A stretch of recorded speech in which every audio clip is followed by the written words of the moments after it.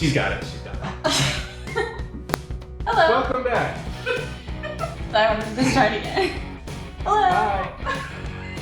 I'm still thinking of laughing that whole time. Hello. Welcome. You're terrible at intros. I fucking suck.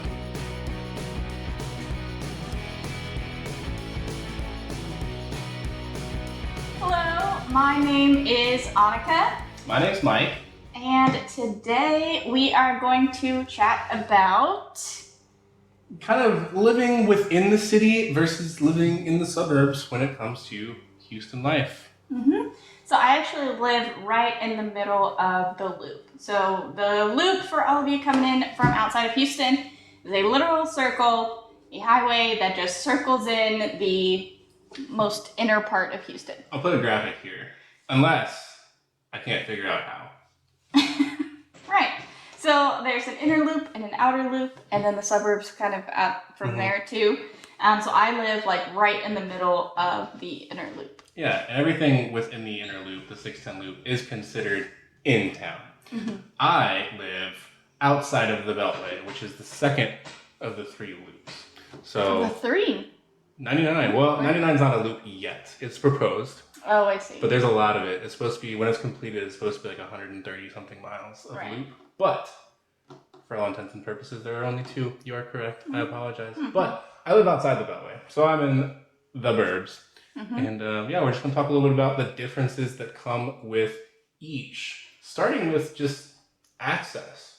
Yeah, so being right inside the loop, I really have access to any and everything. So if I am wanting to go out to the suburbs, I can, and I'm kind of like equidistant to all of them. But also just being in town, I have access to all of these great restaurants and entertainment and really everything that's going on in the city. I'm just right there.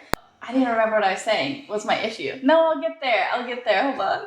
So I have access to all of the restaurants and entertainment and things that might be going on.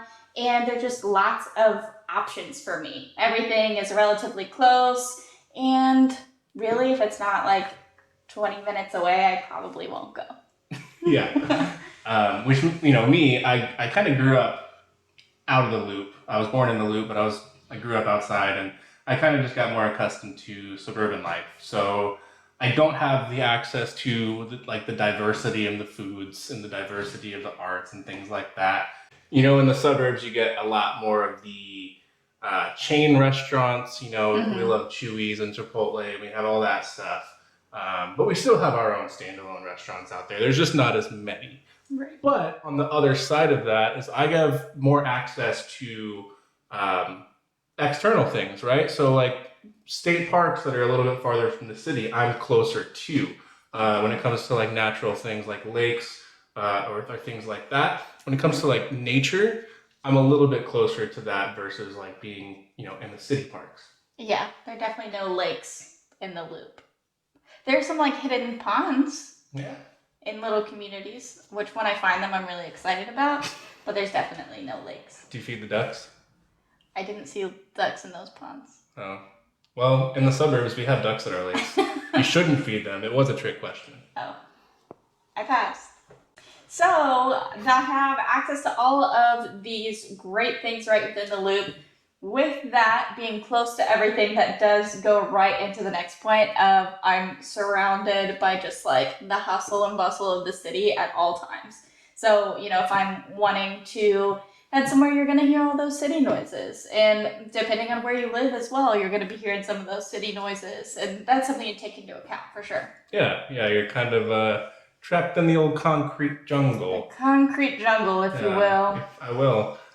In the suburbs, I don't really have as much of that. You know, we've got these larger communities with larger neighborhoods where the plots, every house is on a bigger plot. You're not stacked up next to each other. You've got more spaced out parks and things like that. And we're not just all on top of each other. Everybody's got their own space. And for me, you know, typically I'm a bit more of a private person anyway, so I like having my own space versus feeling like someone's constantly breathing down my neck. Right. Maybe not as many shared walls, and then also like even different styles of homes that you're able to have a more ranch style single story that you rarely see in the loop. Yeah. Typically, you're going to see multiple story houses because they're trying to take advantage of the lack of space. Right.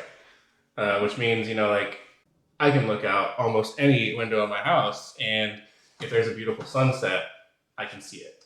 Versus having to try to position myself to where I'm not looking directly at a building or something like that. So there's definitely pros in that regard. For sure. And for me, just running a quick errand, if I'm just trying to run to HEB to pick up my curbside order, it is going to be a mess. Really, it's just, the drivers around and all of that. You're having to weave through the lanes.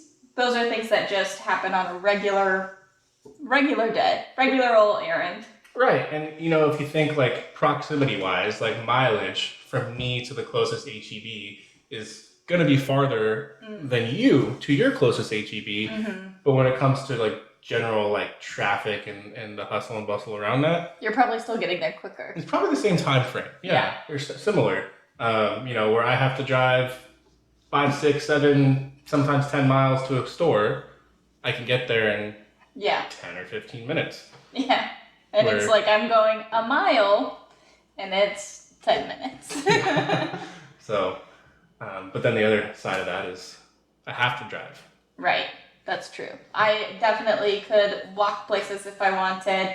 Our office used to be just right next door, basically, to where I live.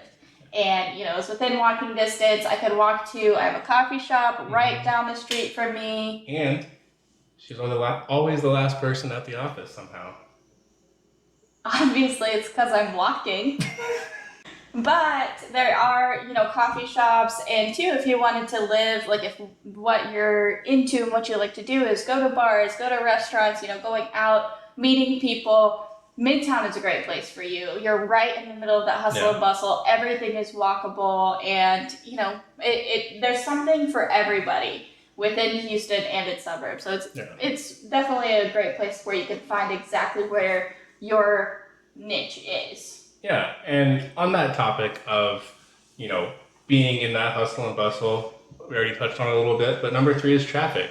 Mm-hmm. Growing up a little bit farther from the city, I've just kind of grown accustomed to, okay, I've got to go in town for something. I'm going to add another 20 minutes to my drive. And I'm okay with that. It's something that I've just learned to deal with because, I know that it's going to take a little bit farther, but it's the trade-off that I'm willing to pay for living a little bit quieter and having a little bit easier lifestyle for what I like. Mm-hmm. And for me, I don't want to be in traffic at all. So I prefer to live right in the loop, right in the middle of town, so that everything that I want to get to is closer. And, I'm dealing with just like the traffic of town, but I'm not having to add an extra commute onto that. And I remember when I first moved to Houston, I actually worked right in the middle of downtown. And I had coworkers who were coming from Baytown and from Sugarland and from the Woodlands. And they were like, woke up at 5 a.m. just to drive here. Yeah. And I was like, oh my God, that's not something that I personally could do because my preference was get in the car, drive 10 minutes, I'm downtown. Right. And don't get me wrong, it's not like I love sitting in traffic. I hate it. But I hate it less than living right on top of somebody else, surrounded by things. Like, I need the peace and quiet sometimes. I like waking up and having a coffee on my back porch and just relaxing. Yeah. Sure, and there's always those trade-offs for sure. That's how, again, it's just there's always something for everybody. Yeah. So with that too of, you're willing to live out in the suburbs, handle that drive, and I prefer to live right in, the cost of homes are completely different. Mm-hmm. And that's kind of our 4th point. So, looking at the cost of a home, whether you're renting or buying, right in the city or out in the suburbs, you're going to see a huge difference. Mm-hmm. You really are paying for the convenience of living in the middle of town. The classic mantra. Location, location, location. What was that accent?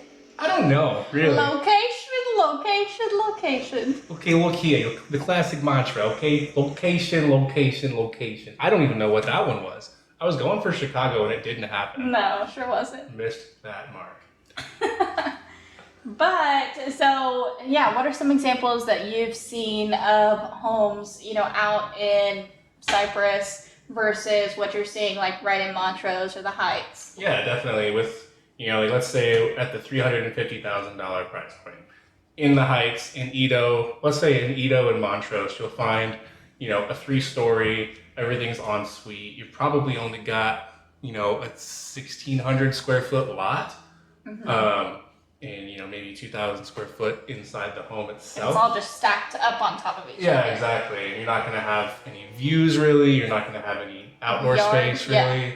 Yeah. Where $350,000 in the suburbs is going to get you a really quite nice space. You'll probably have a 3-bedroom with a study, sometimes even a 4-bedroom. You're going to have a garage, maybe even a 3-car garage. I've seen those nearby.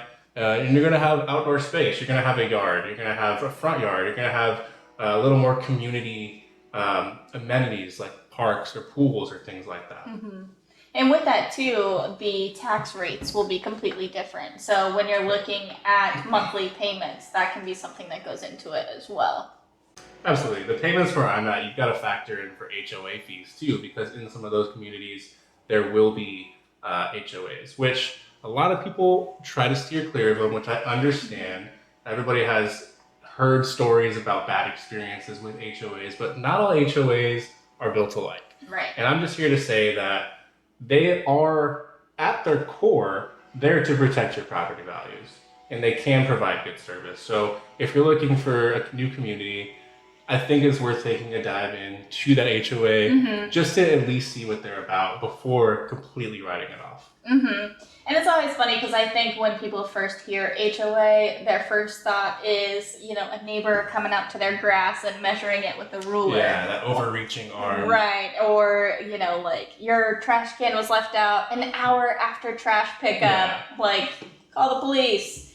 But it really isn't like that realistically most of the time. Most of the time. Like, I've definitely had where it was warranted, where, I left the trash can out for a whole week. And yeah, I got a message about it. Well, I'll learn. I learned. But ultimately, they're in place to protect property values and make sure that everybody living there gets what they're putting in and doing their part.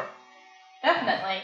So leading right from cost of houses into our point number 5 is all of the other living expenses. Yeah. So even aside from your house payment, you're going to see different pricing between city and suburbs when you see, gas prices, grocery prices are going to be a little different even.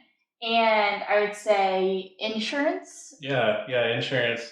Like if you're looking at vehicular insurance, they look at your zip code that you're living in. So based on the people within that zip code, how they're driving, it's going to affect your rate versus being, in a different zip code. Even though they're close by, they're going to take that into account. But living within the city versus living in a suburban area is definitely going to affect your insurance rates. Even, on the home side as well. There's different likelihoods of different things happening that they take into account. Yeah, because if you're in Houston, the drivers are insane. Within the loop, drivers are crazy. Mm-hmm. It's a stressor every time I leave my house. My blood pressure is not in control.